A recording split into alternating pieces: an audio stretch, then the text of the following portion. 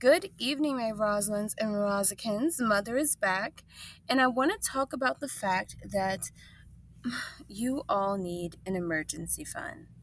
Now, I know that times are hard, things are more expensive due to the future tariffs, as well as inflation, as well as cost of living rising, people not being able to get raises on their job and or just losing their job completely. And so I felt this video would be very necessary for my Rosalynds and my Rosikins. So an emergency fund is basically a fund that is used for a job loss, health crisis, natural disasters, car repair, medical emergencies, things that are very big and very expensive that's almost life-changing, if not completely life-changing, right? Usually it's recommended to have 3 to 6 months, but I'm changing that to 6 months to 12 months of your monthly expenses saved up, just in case you experience any of these life changing events, right? And the point of an emergency fund is to be that cushion for you no matter what life throws at you. So I'm thinking 10K minimum and up, to cover your expenses. And ideally, I would even say 20K and up nowadays with inflation and everything going up. And so, this is something, a fund that you would hope that you would never have to use because it is essential for basically protecting you financially with life's problems and unexpected big plans, right? Or events that happen in your life, right? You would hope that you don't touch this. This is something you do not want to touch. This is something that's just good to have on your mind. Me right now, my Rosalynds and Rosikins mother is developing and growing her own emergency fund. A minimum for me right now of 3 months, but I plan to make it 6 months and then on forth throughout, the next couple of years, right? How to grow it. This is the important part that I really need you all to listen to, okay? Number one, you set a clear goal. How much is your monthly expenses? Now multiply that by 6 up to 12, right? And then you have your goal. So if your monthly expenses are, let's say, 3,000 total, then 3,000 times 6 would be 18,000.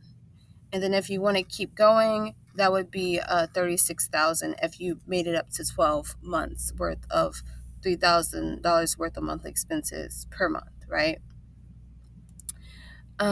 Then second, you want to create a budget. Make sure you're prioritizing saving a certain amount of money every month that will add to your emergency fund growth.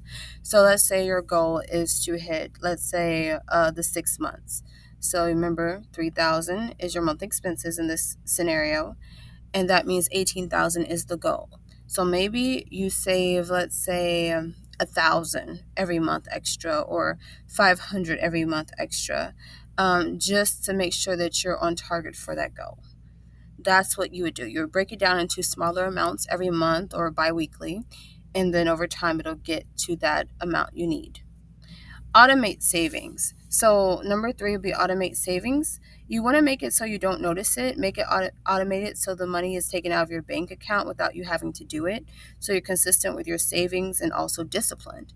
So a lot of times for me, I automate everything, savings, investments, etc., because I want to be able to have that programmed in the back of my mind where I'm not doing it manually. It helps you stay consistent and it causes you to have discipline because when you look at your bank account, it's only going to show what's left after the savings are taken out for you. And so you will be accustomed to using less money to work with, and it'll help you budget and be disciplined more.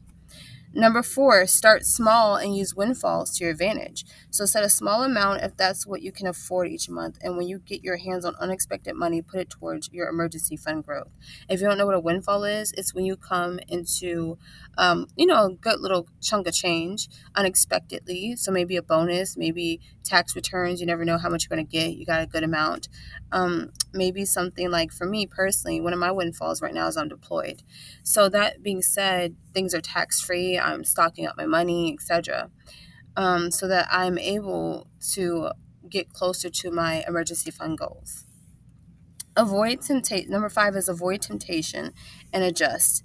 Events happen in life that cost money, especially if you have a family to provide for. So be realistic and pivot your monthly contribution if you have to for survival reasons, right? But purchases that don't matter shouldn't be in your mind. Okay, so I want to say you're broke, Rosalind and Rosikins. You can't afford to spend crazy. So what this means for number 5, which is one of the things that you should always keep in the back of your mind, is that it's one thing if you're pivoting your saving strategy for your emergency fund, lessening it. So maybe you was going to say 300 aside. Instead, you change it to 150. But that's because certain things went up that you need to survive, like groceries, or your rent. It's another when you're doing it because you want like a Taylor Swift concert ticket or something. Things that you cannot afford because you're broke. And that's just the God honest truth. I have dealt with a lot of delayed gratifications when it comes down to my finances. If I couldn't do something outright, I would try to do it in a cheaper way or a do it yourself type of way. And it's worked wonders for me. And so I want to let you know that this emergency fund is going to give you relief. It's going to give you options, opportunities. It's going to give you peace. It's going to give you a lot of things. But my Rosalins and Rosikins, you have to be willing to make the necessary sacrifices. And with that, Mother is done. Ciao!